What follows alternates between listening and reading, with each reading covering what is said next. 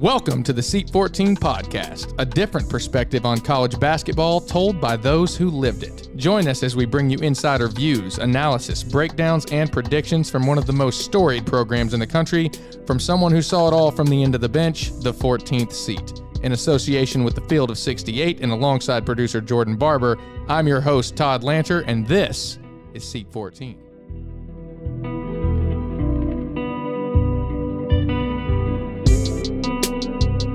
Welcome into episode 5 of Seat 14. Was that a clap?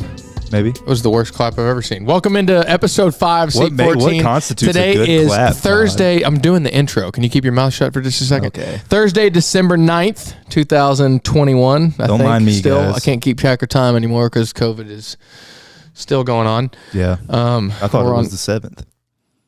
Yesterday was the 7th. No, well, it's Wednesday. It's Wednesday night. We're dropping this in like 8 hours. Yeah. Well, I graduate in a week, so time is meaningless to me right now. I'm just going. Thanks, Maria. Get claps from the crowd out here. All right. So what are we going to talk about today? We had a significant break. When we did a break we had a week in between episodes because of Thanksgiving. Mm-hmm. And then we had an 8-day gap in the schedule for Kentucky basketball. Yeah. So we're coming to you now on Thursday after a Tuesday night game. So we had a Monday night game, and then we had an 8-day break coming back, play Tuesday night against Southern. Beat Southern, yeah, not very convincingly, but a win's a win. And now we're dropping this for Thursday. So we're gonna have a pretty good gauntlet coming up, right? We got at South Bend, Notre Dame, and then we're in Vegas for Ohio State. And then we got Louisville after Christmas. Yep. And then I believe we have Missouri Missouri's at home. And then we have High Point coming in with Tubby Smith. Then we're on the road at Louisiana to really kick off SEC. So we got a good out of conference gauntlet coming in. But we got some fun topics to talk about today. Yeah. Well, I think what we're recording this segment after our interview with the legendary Twany Beckham. That was by far the best interview that we've had on this show. I didn't realize. I'm going to let Marcus and Hoodie and Tyler know that you said that. Yeah, well, look, guys, I'm sorry, but this dude does like. Twany got into the heart. Yeah, apparently he does like public speaking and motivational speaking and stuff, and it shows because it was incredible. Like I was sitting on the sidelines. Low key choking up. Not gonna lie. We're getting a little ahead of ourselves because the segment's coming up after this, but we did just pre-record it. Twany does a phenomenal job. We get to hear a lot of insight into his time at UK and what he's been able to do with his platform, which is truly phenomenal and inspiring. Coming from his growth is just it's astronomical. Yeah, I mean, young athletes out there, if there's anyone listening to this who is pursuing a career in athletics, like you want to hear that. You want to hear what he's about to say because it's not everyone. Ultimately, it's the 1% that ends up making a career out of athletics. The rest of us just have to fill in. Yeah, the NCAA hit the nail on the head with the most of us are going to go pro in something other than sports. That's absolutely accurate. I'm a testament to that. Twany's a testament to that. There's a very select few that have the talent and the mindset and the opportunity and the luck to make a career playing a sport. But it's the lessons you learn along the way. That have opened the doors for him and myself and countless others that have paved the way for us and that will come after. And part of the learning experience that I had going through a program like that and the mentorship with the older players and the coaching staffs and things that those guys have already been through it. Even my father has been through it. So having those people to talk to and to seek advice from and soak up all that knowledge and understanding has been, equally, if not more valuable than learning the game itself. Yeah. So we really get to dive into Twany and his heart and his goals and things and kind of what makes an athlete tick and he's been a phenomenal influence and an older brother to me. So yeah, we're gonna dive into that. And fascinating. Yeah, absolutely fascinating. Is there anything else you want to say before we jump to him? Nope, let's do it. All right, we're going to take a quick break, and when we come back, we will insert the segment that we actually just recorded with Twany previous to this. So looking forward to bringing him on. Let me take a second to tell you guys a little bit about our partners over at Bet Rivers Sportsbook. If you haven't signed up with Bet Rivers yet, now's the time because they are offering a $250 match bonus for your first deposit. What sets them apart, though, is that they require just one playthrough to turn your bonus into cash money. With their new Rush Pay instant approval, withdrawing your winnings is safer, more secure, and more reliable. With basketball season tipping off, get in on the action by going to betrivers.com today or by downloading the Bet Rivers iOS app. Must be 21 years or older. Gambling problem? Call 1-800-GAMBLER. That's 1-800-GAMBLER. Welcome back to Seat 14. Joined now by Twany Beckham, who spent almost as much time at Kentucky as John Hood did. Did you have 5 years after the transfer? No, I was only there at 2.5. It felt like a long time. It felt like a long time. Yeah. It felt like a long time. Transferred from Mississippi State and then came back home to Kentucky. And joined up with Cal and company. So I want to start off with what you're doing now. Tell me what you've done since graduating, then we'll rewind back and get back into what went on when we were in school. Thank you, Todd. I appreciate you for having me. So recently, man, I just acquired my agent's license, so I'm now a certified NBA agent. Yep. Which is a dream come true for me. So I'm so excited to get started in that field. I'm an author. I've written 6 books. I've started a publishing company called iVision Press, where I help other aspiring authors become authors, which is kind of a dream come true as well, because when I get out here in that space, it was something that I wanted to do down the road, and now that I'm doing it, it's such a dream come true and a blessing for me. Absolutely. Well, you're doing a lot of motivational speaking too. You got your pressure shirt on, I see here, which you haven't still gotten me one up by the. I'm a gear smut. I gotta get the hoodie. I got you. I gotta get. Jordan's over here laughing at me. All scared. I've always been that way though. I had to have the gear, all the gear. Yeah, you did. Yeah. All right. So, this year's team, what are we thinking about the ceiling? We know where the floor is, I feel like. What do you think the ceiling is? Do we know what the floor is? I think we know what the floor is. What's the floor? I think, we're not going to lose one of these podunk teams, I don't feel like. And we actually don't have many more of those games left on the schedule. We got Notre Dame in South Bend. Then we got Ohio State in Vegas. I think Louisville's in Lexington right after Christmas. Then we got Missouri in Lexington. And then High Point, Tubby Smith comes back home on New Year's Eve. And then we open SEC play down in Louisiana. So we don't have many slouch games left. In fact, we're about to go into a pretty big gauntlet.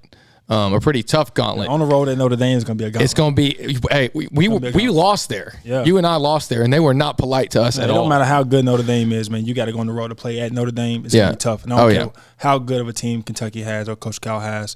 Going on the road at Notre Dame is going to be tough. And Mike Bray's a phenomenal coach. He's one of my favorite coaches. It's a tough place to play. They were not polite. Their student section was especially ruthless, even to me. I remember being I'm sitting at the end of the bench right next to the student section, and I'm like, how do they know my sister's names? They're running their mouth, they're talking shit about my 10-year-old sister. I'm like, how do you know my sister? I don't even play. And you went that far down the pike. That was back when they had Manti Te'o on the football team, though, so that's a story in and of itself. He's front row, running his mouth, jawing. You remember that? Yeah, I do.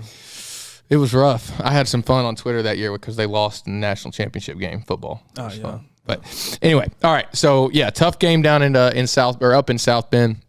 The Vegas trip's gonna be fun. Have you looked at going to that? I have not. We should think about it. Okay. I've been thinking about it. We should do that. But okay. So let's talk about what you think this team could turn into, though.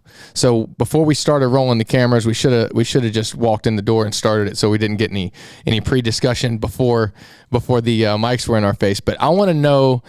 So the biggest question mark for me with this team is, do we have a backup for Oscar, right? Oscar's he's telling everybody he's going to average 20 rebounds a game. He's really averaging 16 or whatever. He had his season low last night, I think, with 12. But He's an absolute monster on the boards.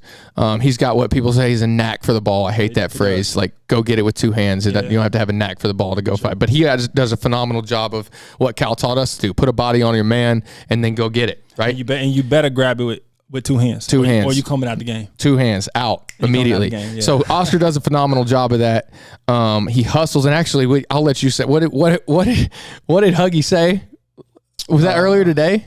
No, I think it may have been several weeks ago that I think he said doesn't hustle. Didn't hustle. He don't play as hard. That's.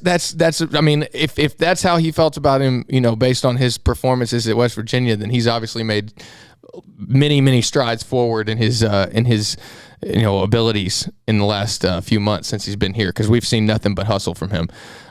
So I give him a lot of praise. But the question mark for me is, if he comes out of the game, if he gets in foul trouble, which a lot of teams are going to go right at him. Do we have somebody that can step in and play those minutes? And we got Lance Ware, we got Jacob Toppin, we got Damian Collins. Damian Collins reminds me a lot of Marcus Lee, but they give the defenses a lot, or the offense, either way, they give the opposition a much different look than the guy like Oscar does. So, but I think we can be successful in the paint in that situation. If Oscar gets in trouble, I think they can step in and play a vital role and keep us rolling, because they give the other team such a different look, which is an advantage that our teams had. Cal does a phenomenal job of recruiting different types of athletes. We had Willie Cauley-Stein, and then his backup's Dakari Johnson. Yeah. What do you think about if something was to happen to Oscar as far as getting in foul trouble, that you could maybe slide Keon to the 5? That's what I was and play for a guard. So that's what I'm saying. So if the three that I named, I feel could be a backup in the way the offense is structured now. If we go 4 guards and slide Keon to the 5 spot, who can step out and make an 18-footer and has proven that time and time again this year, significant improvement from last year, we become an entirely different team that they haven't prepared for, most likely have not prepared for. So it allows us to have, a completely different approach, and they're going to go, they're going to have to call timeouts, change up defenses. It gives us a whole different look. So that's a plus in my eyes. Right. So that means, for me, the question mark is, what happens if Sevier comes out? Because we have a guy in Sevier that's a vet in the SEC. He's played a lot of minutes, a lot of games. He's seen most of these coaches. He's seen the way that these teams are coming to play against us. And he's done a phenomenal job of reading those defenses. And if he makes a mistake, he recovers quickly. One of the biggest things Cal taught us is short-term memory as a point guard. He's done a phenomenal job of that. Do you think that a guy like Ty or Davion, who I know you're close with, can step in and play that role if Sevier is either, it has to come out for any reason, foul trouble, what have you? Can they step in and do that? Yeah, from my perspective, I love what Sevier, brings to this team. I think he brings something that the team hasn't had in a long time or in a while. It's somebody who really, really pushes the tempo, gets the ball at the glass and pushes the ball down the defense's throat. And it kind of helps us too. You got shooters running the floor. He's able to get into the gut of the defense, kind of keep the ball to those shooters, and also find the big man that trails. Yep. And also does an incredible job of kind of pushing the ball forward. He does. So for guards and big men who are running the floor, he's going to get it to you. Well, he makes decisions as a vet point guard would, and he simplifies the game, right? So yes, he does. When we work on ball screens in scripting offense and stuff with Cal and all through basketball in general, but our job is to make the defense pick your poison, make a decision, right? Sevier, I think, does an incredible job of, let's say they go into a wall up defensive situation off of a ball screen and stop the penetration. Sevier's like, okay, I'm either going to, continue to drive to the basket and make them take me, and that lob's there, or I'm going to make them slide back, take the lob away, and he's got to, finish at the rim. And he does an incredible job of that, by the way. For nothing against his athleticism, he's a phenomenal athlete, but he's undersized as a point guard. He's really crafty around the rim. And he protects the ball. He protects the ball. He doesn't let anybody get to it, uses his body well. I've been more impressed with him from what I expected him to look like after seeing him at Georgia than I really thought. He's come a long way, and he's shown that in the way that he's ran this team. But I want to know, like, is there anybody you played with in your time at Kentucky or at Mississippi State where that you think that we have a guy that kind of looks like that, plays that way on the roster now? Yeah, I actually love Tata. And I know right now he's kind of playing some 2 guard. I'm not sure if that was the, when he came in, that was going to kind of be the situation. I'm not sure of that. But, right now he's kind of playing the 2 guard. And I know it's been an adjustment, and you can see it The Duke game, he struggled a lot. And a lot of fans were down on him. A lot of people were saying, they didn't know if he was that good as advertised. But I told people that I was close with, and I talk UK basketball with. I say, just hold up. The guy's having to adjust and play the 2 to where he's having a spot up on the wing, and when you catch it, make shots. And I don't know if it was something that he was used to at that time. But you can tell throughout the last few games he's been adjusting really well.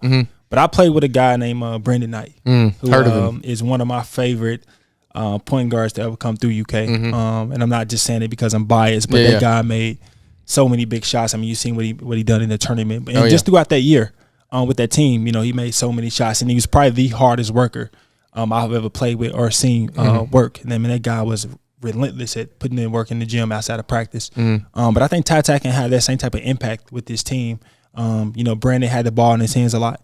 And I think Ty, once he kind of establishes himself a little bit more of playing that way, having the ball in his hand, playing the pick and roll, making shots coming off the dribble, I think he can have that same type of impact and effect that Brandon had. Yeah, I think, first off, phenomenal comparison. And Brandon and Ty, both phenomenal people on and off the floor, both great hard workers. The one thing that you said that I want to kind of piggyback is Ty's been forced into a situation, with this roster and this lineup that maybe – he wasn't used to playing in the past, right?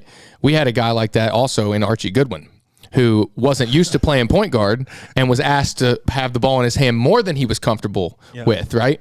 So we got to experience a little bit of a different perspective with that. And I think Archie was unfairly judged by the fans, the media, and everybody, even with his draft status, because he was judged as a point guard, and he wasn't a point guard. He was a slasher. He was that 2-3 guy that, if based on the way the offense is structured, with the way Cal was playing, especially at the time with that roster, he would have been a unbelievable, phenomenal slasher at the 2-3 spot. Wingman. Unbelievable. And he got put in a position where he was asked to have the ball in his hand more than he was ready for. He wasn't as comfortable with his left or right. Sorry. And he did I just mix that up? He was right? I think he was. Archie was right-handed. Yeah. I think teams would force him. Yeah. So he was put in a position where he wasn't as comfortable with the ball in his hand. Ty's kind of got that, flip the script a little bit. So I look for him to thrive when he's able to step in and have the ball in his hand the majority of the time and run the offense. I think we'll see a lot of maybe one circle when he's running the offense, because he's going to have control of the ball. Brandon Knight. Yeah, exactly, which is what he... And even some Deron Lamb. When Deron Lamb, in the national championship team, Deron had, I think, 24 in the national championship game. And, a lot of his points came from one circle. So when Deron was the 2 guard, but when Marcus went out, he slid over to the point. So kind of ran that same type of role that Brandon Knight did. And I think Ty can have that... has those same type of abilities to do what they did. Yeah. So off camera, we were discussing how much of the team you've gotten to see this year, and you said Kentucky basketball is a holiday. That's a holiday. I love that you have the same mindset that I do. It's just I was a basketball fan first. I was a Kentucky fan, having been from here. Got to live out a dream and being there. You got to do the same when you came back home. So we've both been very lucky, very blessed to get to kind of have the fan experience. And then also get to be behind the scenes. And the one cool thing about this show that I love, and shout out to the Field of 68 for giving us the opportunity to talk about this, but we can provide that unique perspective, right? So everybody can sit here and play armchair quarterback and analyze a team and its effectiveness and what we think they could do, and whether you're right or wrong, it really doesn't matter. Everybody can offer their opinion, right? Yeah. But we can give a perspective that's different from everybody else's because we've gotten to see it. We've got to live it. And we've played the fan role. We've played the player role.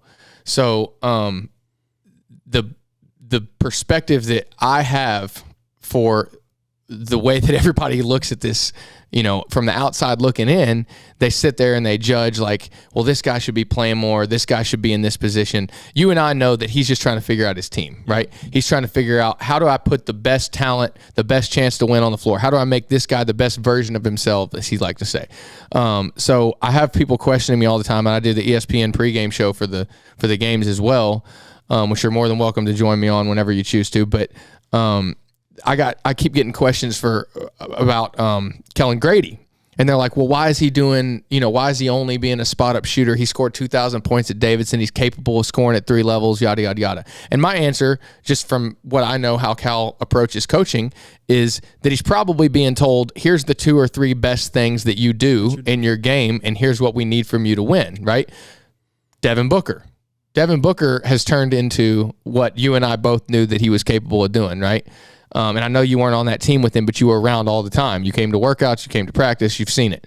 Anthony Davis, same thing, right? And people, they love to go to Cal, and they're like, oh, you held him back, and he makes fun of that, and it's all a clown show. But the truth is that in college basketball, you can't have all these guys running rampant and doing all these other things, so that you limit them to what they're effective at. Kellen Grady's going to he's one of the best pure stroke shooters that I've ever seen.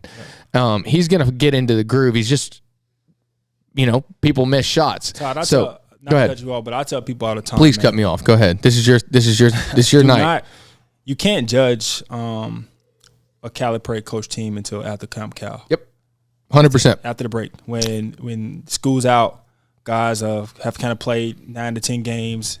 Coach is able to go back and watch the film and to see what we need to improve on. Mm-hmm. And also you got that time where it's just basketball. It's just you with Coach Cal and you playing basketball. Yep. You with Coach. It's just like he says, if you want to make this your profession, like we're going to see. Because here's a 10-day sample of what it's going to look like. Wake up, eat, drink, breathe basketball. Yeah. And that's when we make our biggest improvements. That's when you make the biggest improvements. So I tell people all the time, please do not judge us right now. Yeah. Give us, like I say, it's hard to put together a group of 11 and 12 guys every single year and figure out what's best for each single player, figure out what's best for the staff, figure out what's best for the point guard, the 2 guard, whatever the case may be, to really maximize their potential. Absolutely. It takes a time. It takes a while, especially when you got new guys every single year. So I tell people all the time, don't judge us at the Camp Cal. At the Camp Cal, we always come out against Louisville and everybody's saying, wow, this team improved. It's not even understanding what we've been through in the past 2 weeks. Yep. I mean, we're eat, sleep, basketball, and Coach Cal. Hey, 5 meals a day, movie, all pizza and wings getting delivered. We're taking naps in Cal's basement. People are always surprised when we come out on fire against Louisville. Yep. Or we come out and we look like a completely different team. Yep. But people don't understand what we've been through for the past 2 weeks. And it's basketball, and basketball. No class, no outside noise. Cal does an unbelievable job of making sure that the outside noise is kind of cut from us during that time.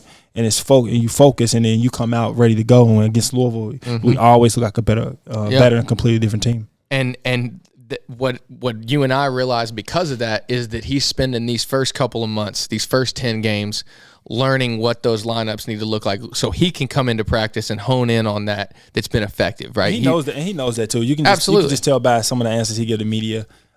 You could tell he's not panicked. No. I love my team. Yeah, I love my team. Everybody's asking questions, and everybody's, calling in on the radio shows trying to figure out what's going on. And you could just tell Cal's like, we're good. He's figured it out. He's played this game a long time. He's paid a lot of money to know what he's doing, and he's the best at it. He's analyzing, every piece of the puzzle, and he's going to put the best product out there to win because he wants to win more than anybody else does. I know. Anybody else does. Anybody on that roster, anybody that's sitting at home watching a ball game. What people don't know is when you lose, it's the worst practice all year. Oh. Yeah, you can't lose. It gets rough. Yeah, it gets rough. It gets rough. And people, I hate the phrase. Jordan said this the other day. He's going to sit over here and smirk at me, but he said that he's talking about the Duke loss, and he was like, yeah, it was a good loss. Look, yeah. So we lost that the year we won the national championship. We lost that Indiana. You remember how we lost? Right? Oh yeah, the last second shot, right? Yeah. And you would think that it was they had 3 or 4 NBA players on that team, and you'd have thought that was a good loss, right? We got back, and we practiced the next day, and it was the hardest practice in my college career. I will never forget it.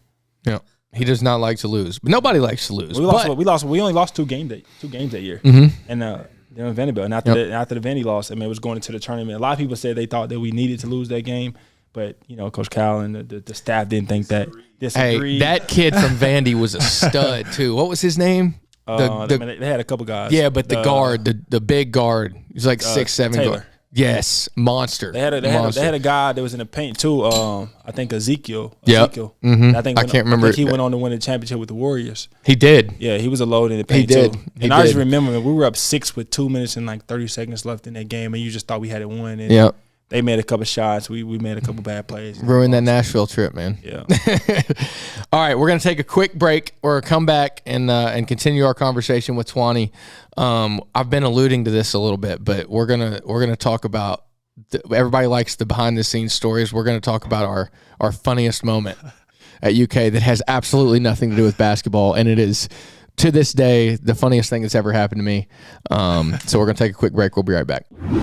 Let's stop and take a moment to tell you about our friends at Dwell. Their mission is to provide their customers with the highest quality CBD and CBD-infused products available while serving the community with a commitment and dedication to wellness for everyone. Dwell CBD is proud to present their newest signature series topical with UK legend Tyler Eulis.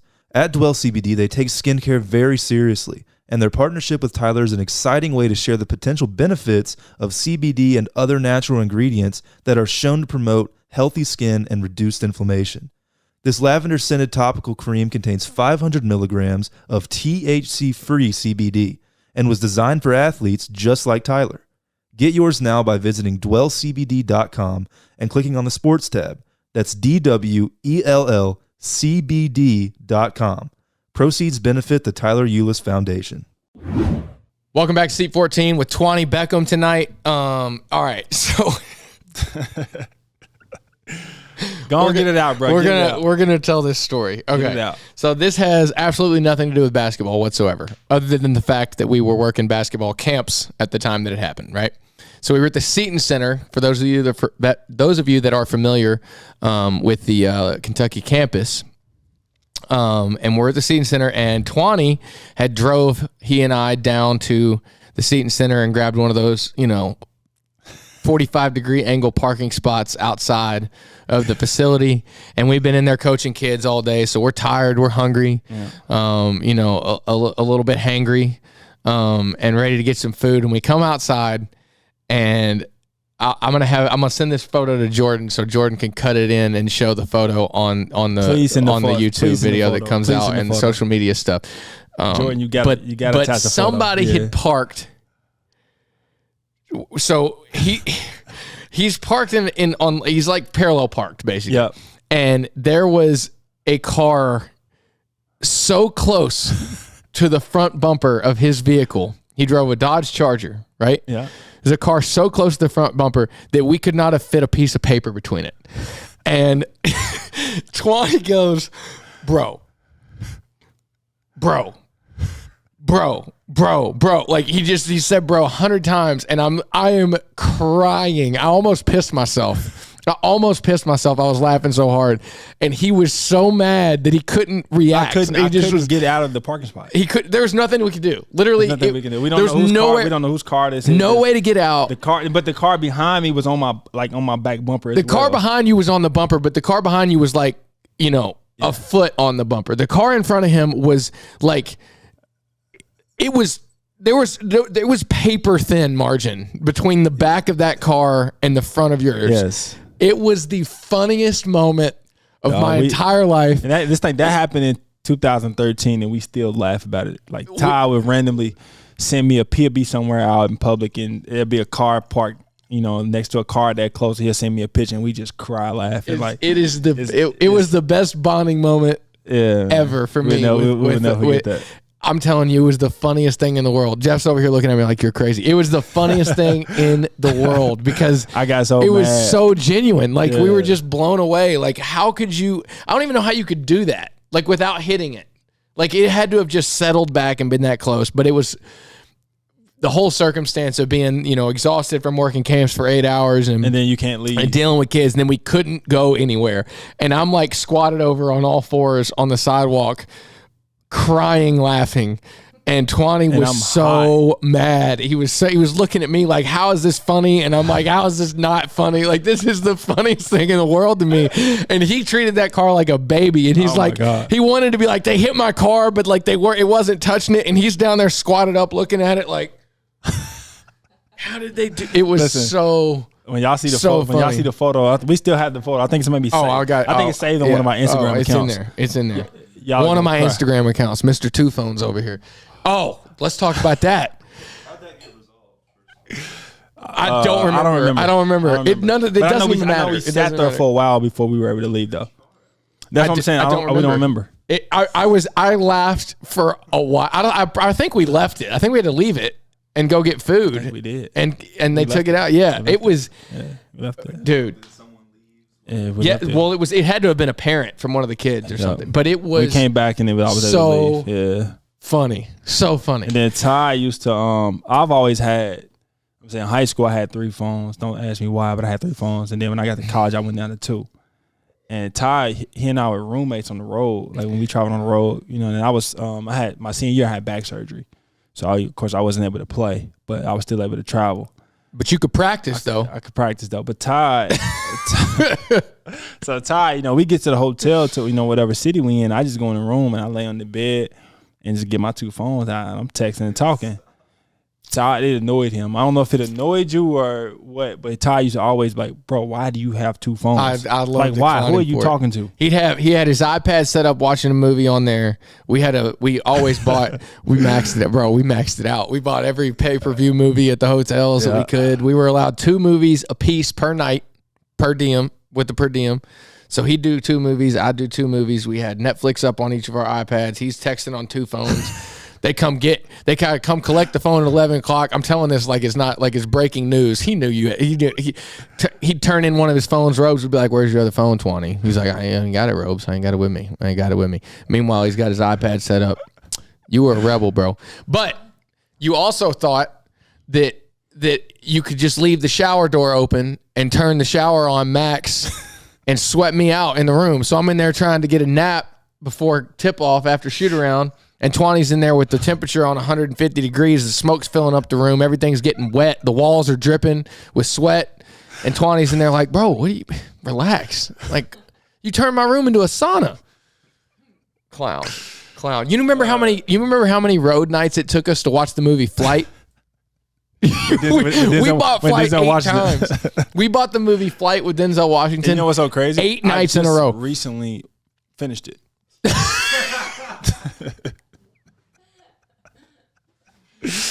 Yes, bro. That's what I said with Denzel Washington. I just recently finished it. 8 nights, 8 road nights. We started at the end of the SEC. We could never finish the movie. It was always something. Always had a meeting come up man, and we'd stop it, and then after a certain amount of time it would time out. I remember we watched it on the road a couple of games, and then obviously if we're at home we weren't renting it, so we rented it back on the road again. We ended up at the SEC tournament his senior year, and we rented it like 3 nights in a row at the SEC tournament to try to get through it. It's a long movie. It's a long movie. Great movie though. Denzel's a man. Anyway, okay. So I want to talk about a little bit real quick before we go, or before I let you go. And Jordan hops back in here with me, but I want to talk a little bit about, you and I are Kentucky boys, right? Louisville, Lexington. And we grew up fans. I know. Were you a Louisville fan at all? UK. Always UK. Okay. Yeah. Right.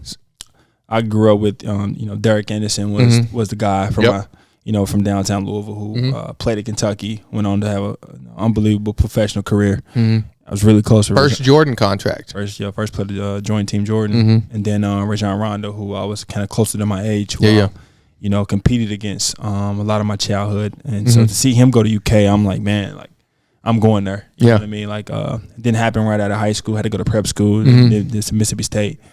But just getting that opportunity to come back home and play for Coach Kyle was dream come true, man. Well, I know that, you and I share a lot of personal qualities off the floor, but seeing what you've done with your platform, giving back to your community, speaking to your faith, the struggles that you've had and what you've been able to overcome and build the life that you want for yourself and your family. Yes, sir. Has been phenomenal to watch. I'm getting chill bumps talking about it because I know you. I know what's in your heart, and I know what you were working for every time you stepped out there.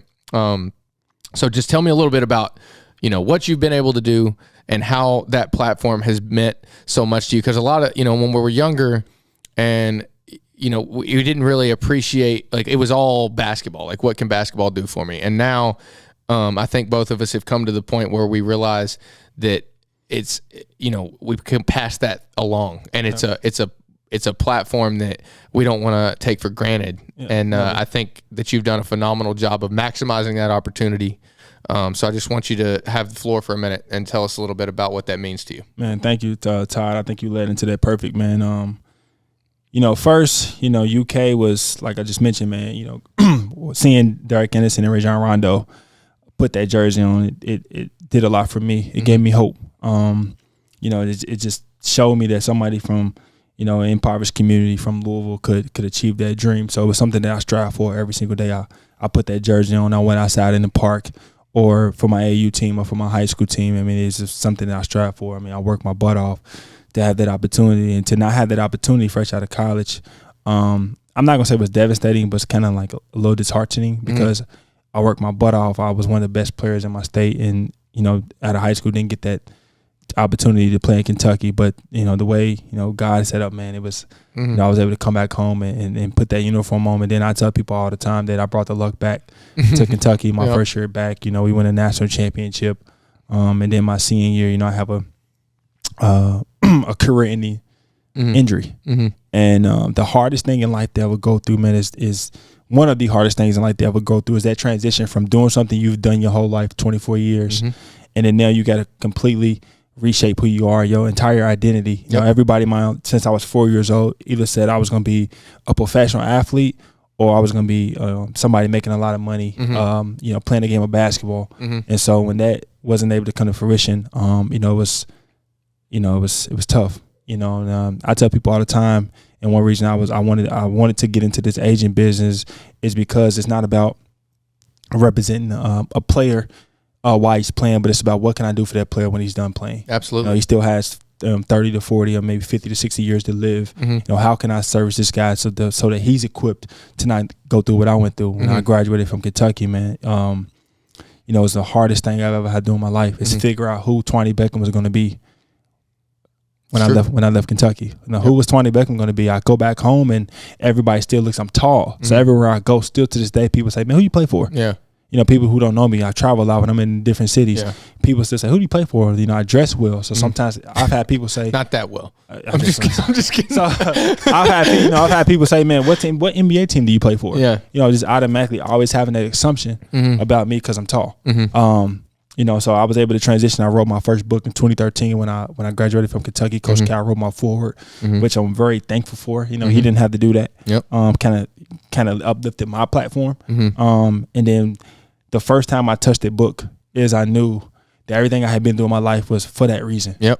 Everything, all the work I ever put in, every adversity I ever been through in my life, every time I didn't make something happen, every time I failed was all for that reason. I touched that first book and I went and spoke for the first time. I'll never forget. It was 5 people in my first speaking engagement. I wasn't paid. I did it for free. I just wanted to get out and speak about my story, and I didn't understand what that was going to lead to. And then now you go from speaking to 5 people to now I'm keynote speaking in front of large audiences and in front of large crowds. And then now I'm able to go back to my community and give them hope. And not talk about what I did as a basketball player, but talk about what I'm doing as a young man, as somebody who had a dream and it didn't completely work out, but I'm using my platform to let these kids know it doesn't matter what you want to do. If it's basketball, to be a doctor, to be a scientist, to be a teacher, you put the work in and everything else will play itself out. Absolutely. You know what I mean? Yeah. And so, I'm living my truth, man, and I'm happy. Basketball wasn't in my cards to be a professional, but I'm a professional in life as a man that had a strong belief that I just wanted to be successful. I wanted to make it at the projects. I wanted to be somebody that kids can look up to. My family can look up to and say, man, that guy inspires us. So, and then I'm just blessed, man. I'm giving back. I'm happy. I'm thankful. Playing the UK was a dream come true. Just having, the city of Lexington support a lot of things that I do, just having the relationships that I have. You, my brother, going to if I didn't go to UK, I wouldn't have this relationship. And I think that's one thing that was important while we were there is we all made the connection. Yeah. Like, you, my brother. Yeah. Well, we matured together. Yeah, we matured together. Yeah. You, my brother. You know what I mean? So when we take that jersey off and you go in the dorm, we were brothers. Yep. Even though we were competing every day, because you had guys that why they were there. Oh yeah. They were there because they was here in Lexington for 8 months and they going on about their day. But at the same time, those guys, when we get off the floor, man, they treated everybody like brothers. 100%, They treated us just like we were about to go to the There's NBA, that mutual respect for the Yes. game, and there's something to be said. That's why I think sports are so fun, so important for kids to get out and get involved in things that you go through that stuff together. It creates that bond, and I want to give just before you head out, man, I just want to give a shout out to Coach Cal. that's what I was gonna say. Give a shout out to him, man. Yeah. So, go ahead. I just want to give a shout out to him because a lot of people don't know the story. So when I was transferring from Mississippi State, I had a lot of small schools to mid majors recruiting me, and a lot of coaches were saying, "Hey, you could come here and play, and you can average 30 minutes a game. You can put the ball in your hands, and you can do pick and roll. You can do all that stuff." Well, I came to Kentucky, came to Lexington, and met with Coach Cal. And Coach Cal looked me in the face. He said, "I know you're a good athlete. I know you can play, but I want you to come here. But I want you to understand that you might not ever play a second here." Mm-hmm. And I just paused, thought about it. Yeah. And I went home, and everybody in my family said, "Don't go there." Yeah. Why would you come somewhere? Why would you transfer somewhere where you weren't happy to come play, to come be somewhere where you're not going to play? But a lot of people didn't see my vision. I knew that I was going to be an agent. I knew that's what I wanted to do. I knew if I come to Kentucky, get around these guys that I wanted done, create this relationship with one of the best coaches ever to stand on the sideline and coach, man. I think that it will only give me an opportunity to be who I want to be and be who I am now. Mm-hmm. So I had a vision that everybody didn't see. Yeah. But it was first that guy who sit there and told me to my face that I want you to be here, but just know you might not ever play. And that gave me every reason to come. Yeah. I came here. He stayed true to his word. Yep. Fair enough. Stayed true to his word. You know what I mean? It wasn't nothing easy. Yeah. Made me work my butt off, and I worked my butt off, and I was able to get in some games. But you were also, from a basketball perspective, you were probably the best player you were capable of being. Oh my God. Other than the injury. Until the injury. My junior year, I was so good of a player. Had I had the opportunity to showcase who I had grown into as a player, we might be talking about something different right now. You know what I mean? I really got better playing with those guys every day in practice. But you were also playing behind some guys that have made a significant name for themselves. So that's always a tough ask, but we knew what we signed up for. And part of what I'm glad you beat me to it, but I haven't. We've done 4 episodes of this show so far. This is the 5th one, and to be fair, this is the most emotional one. So I haven't. I can tell, man. I was talking. Hey, y'all, listen. I was talking, and Ty, I think the right eye got a little twitchy. Yeah, got a little twitchy. I said, okay. I was gonna take that opportunity to say the same thing. Cal gave me, a dream come true opportunity to be able to be a part of this, and I wasn't good enough to be here. You probably were. You probably. You had proven yourself. I hadn't been on that stage where I was capable of proving myself. And my opportunity was a stroke of luck. It was an absolute blessing that the timing worked out the way that it did, for me to be able to step into the role that I stepped into. Yep. And like you said, it gave me brothers for life. And those guys that other people look at, all-stars in the NBA. Both of us have teammates that are all-stars in the NBA that are making hundreds of millions of dollars playing the game of basketball. But we went through those same things with them, and they treat us as such. We go to dinner with guys or go visit guys, and we have the same experiences. And there's something very special about being able to do that. So, I'm extremely grateful and thankful for that opportunity and the platform that it's given me. You've done a phenomenal job taking advantage of your platform in a way that gives back to the community and offers people that are going to be going through that same process a little bit of insight into how, what really matters and what's important. And you've done a great job doing that. So I want to end on one other note. Thank you, bro. Absolutely. I want to end on one other note. In practice, your senior year, after you got a so-called season-ending injury with your back, you somehow managed to push through offensive drills in practice. But when it came time for that diamond, got to get a stop through the whole shot clock. Defensive drill, that's when your injury flared up, right? Like it was only when he had to play defense that his back suddenly locked up. And he made up some, like, I don't even think the disc that he used exists. What disc? You made this? I know you made it up. What's it called? Bro, L4, L5. he'd be like, bro, my L4, L5. But you got to think. I got 3 epidurals. So I was returning to practice with a week's worth of filling. Yeah. And then my bike would go out again. So I tried it 3 times. You know what I mean? I tried it 3 times, man, and it didn't work. So I said, "No, I can't do this no more. It's out. I'm done, bro." We do that. They get through the offensive drill. Twany get his shots up, and then he'd look at me and be like, "Bro, you got me. Get me my L4, my L5, my L4, my L5. You got me. I listen. Todd, you got me." And he would say that. He would say Todd loud enough. Todd, give me Todd. Todd, you he would say it loud enough that Cal's would hear it. He's like, Todd, locked up, bro.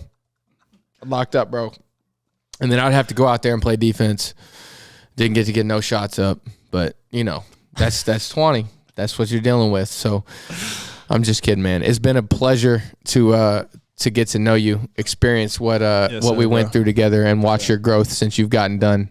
Thank you for taking the time to come on here with me. And you have an open invitation anytime you want to come in. You got somebody that you want to talk to, come on here and do it.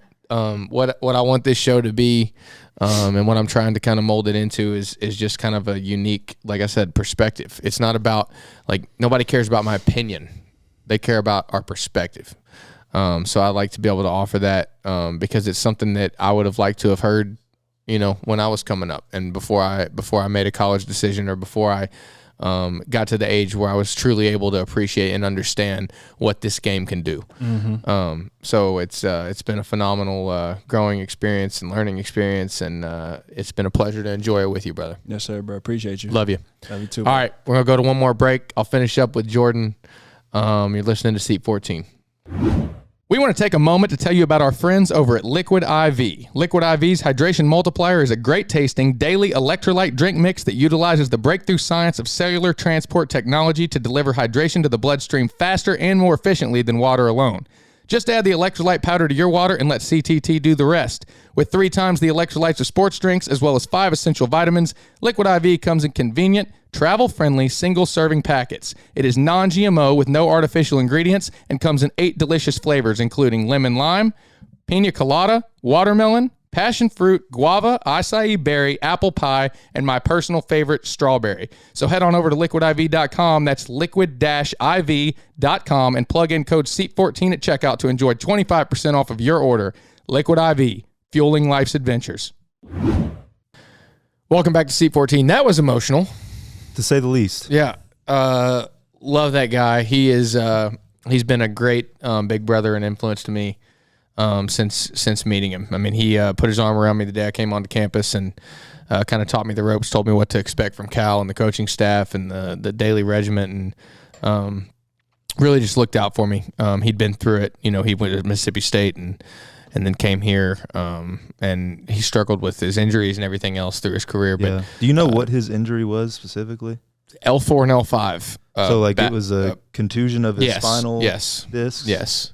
How did it happen? I dunked on him. Right. Mm-hmm. Naturally. That's where we're gonna leave it. That's my only memory of it. Yeah, it was a slow burn, I believe. Okay. I believe. Seriously, it was just degenerative over time. Many hours of it's being a basketball player. It'll tear your body up, man. It'll tear your body up. Yeah, I can tell based on my compadre here sitting to my right. Yeah. I still have my bounce though. Doubt it. meet me at the rim. We'll find out. So, all right. So let's just let's talk about basketball. Yeah, we ended on a platform note with Twany. So let's just talk a little bit about where this team stands right now. So we're 7-1. Correct. Right. We have. I don't think we've taken any steps backwards necessarily. Probably not. We need to do a better job of capitalizing on the things that we're good at. Obviously we have this year's team is is more talented from the perimeter as far as shooting goes than some teams in the past. But we're not shooting at a very high clip. We're shooting at 48% from the field, but that's being drugged down by our underwhelming performance from deep. So I look for that to improve. But what are your thoughts on the last? I mean, we've had one episode with one game, but we have a lot to cover from the past few weeks with being out for Thanksgiving. So where do you think we sit? Yeah, well, I would have liked great teams, truly great teams, will beat a very competitive non-Power 5 conference team like Southern, which to their credit, they're a competitive team. Cal said they're projected to win their division or win their conference, excuse me. I'm not positive on that. I don't follow their conference, but I'm sure that's probably true because they gave us a run for our money. But at the end of the day, if this is the 2015 team, 2012 team, I'd venture to guess even the 2017 Bam Adebayo, Malik Monk, De'Aaron Fox team, that's going to be more than a 10-point win. Yeah, it troubled me. It troubled me too, and I'm trying not to be overly harsh on what I think will end up being a pretty phenomenal team, down the road here. But we were favored by 30 points. And, are you serious? 30.5 points. God, R.I.P. to all the people who bet that spread. Yeah, and we beat them by what, 7? I think was it 7? Peanut Gallery last night, Tuesday night's game. 7-point win, won by 7. Favored by 30.5 points. Okay, that's and tough. Credit Southern. Whatever you say, credit Southern. They're a Division I team, and they have athletes, and they can, they obviously have earned scholarships, play basketball at the collegiate level. They're good, but come on, I mean, if we can't beat that team by more than 7 points, these next couple of weeks are not going to fare well for us. How much of it do you think is? We lost to Duke by 7 points. Duke is supposed to be the best team in the country. So how much of it do you think is playing down to your competition? So that's a young team thing. Young teams play down to their competition. Veteran teams don't play up. Veteran teams don't play down. This is not supposed to be a young team. We have 4 transfer veterans on this team, and they should be lifting. Rising tide lifts all boats. All boats. They should be lifting up the rest of the team in that locker room. Now, I'm not putting it on their shoulders. It's not Severe's fault. It's not Oscar's fault. It's not, Kellen Grady's fault that we struggled against this team. But, for the most part, the rule is young teams, freshman teams, perform down, like play at the level of their competition. This team should not be doing that. So we need to identify that problem and fix it quickly, because this gauntlet of a season that we're about to step into, I mean, we got this 3-week stretch here, 2-week stretch of out-of-conference games, with the outlier being Missouri before the High Point game. But we got this. These are well-coached teams. I mean, High Point's not an incredibly phenomenal, talented team, but they have a phenomenal coach. And they'll want to win. They want to win, yeah. And Tubby's coming home. Like, they're going to give us a run for our money. It means everything to those players to win that game for Tubby. Right. And then you got Mike Bray in South Bend, just absolutely gruesome place to play. Incredibly well engaged fan base. It pulses in that environment. The road game in Vegas against Ohio State beat Duke. Great. I mean, Duke's a good team. Duke beat us. Ohio State beat Duke. It's a road game in Vegas. A lot of money flying around on that game. Tough place to play. I mean, in that environment, it's not going to be easy. Then we got Louisville at home. Obviously, we know what that rivalry means. It's not going to be an easy couple of weeks, and we can't afford to have a question mark as to what team's going to decide to show up on any given outing. So we really need to hone in during these next couple of weeks of Camp Cal, which for those of you that don't know is a very brutal practice regimen of morning practices, nap at Cal's house, evening practices, go to dinner, and then scripting at night with workouts, individuals, and weightlifting in between. It's a gruesome schedule, but it's a little bit of foresight, as Twany and I discussed, to what a professional basketball career might look like. And we make leaps and bounds worth of advancement as far as a team goes during that time. But that's what we need right now. I mean, so how many leaps and bounds can make up for the fact? So what I'm basically trying to say here is, I can preach all day about how I would like to see more efficient offense and more efficient shot taking, maybe smaller lineups with more shooting on the floor. How much can that actually fix the fact that we just beat Southern by 7 points and we clearly played down to our competition against a team where we're supposed to be the veterans who bury them?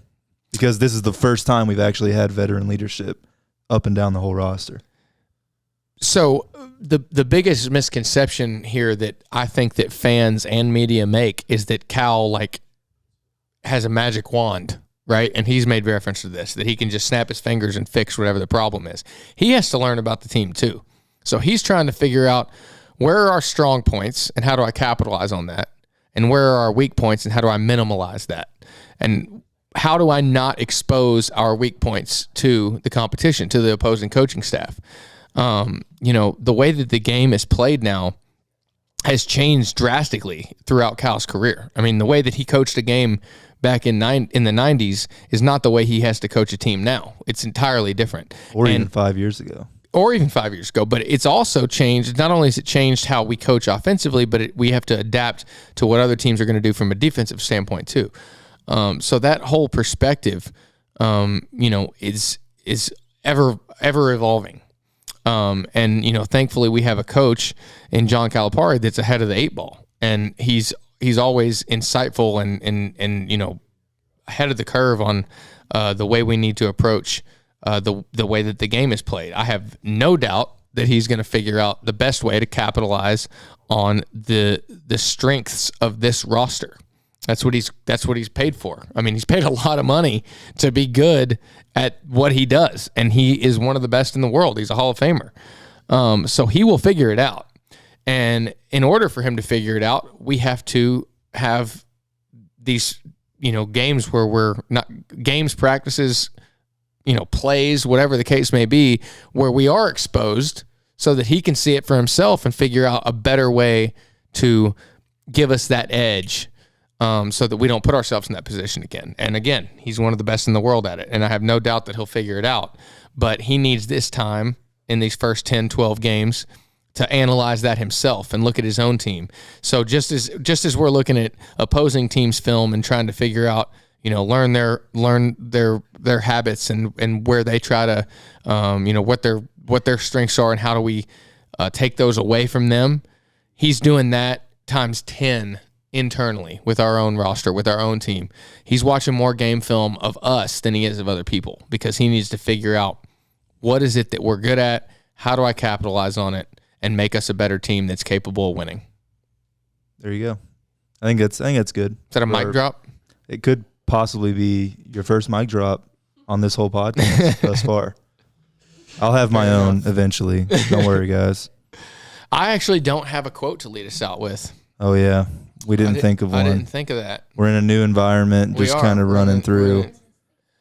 Sorry, I made a mistake. We had to cut that out. So I'm going to go back. I'm coming back with, as always, we're going to close out with a quote. We were a little ahead of ourselves. We forgot the quote. So we're going to stay true to our tradition. What? And you're going to try and blindside me with a quote. I can't. We did change it up last week, and I was a little surprised that I was stumped from yours. You haven't watched the SpongeBob movie? No, I haven't watched the SpongeBob movie. You old ass fart. Well, I don't. That was a clever catch right there. Old ass fart. Okay. All right. Yeah. All right. I got one. Okay.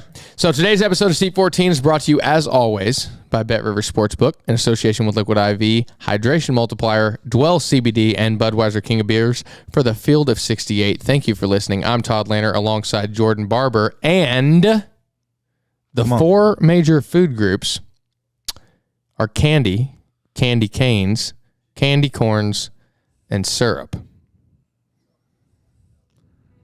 I don't know. Really? I don't know. I'm just going to say National Lampoon's Christmas Vacation or something. Will Ferrell, Elf. Elf? Come on, man. See you next week.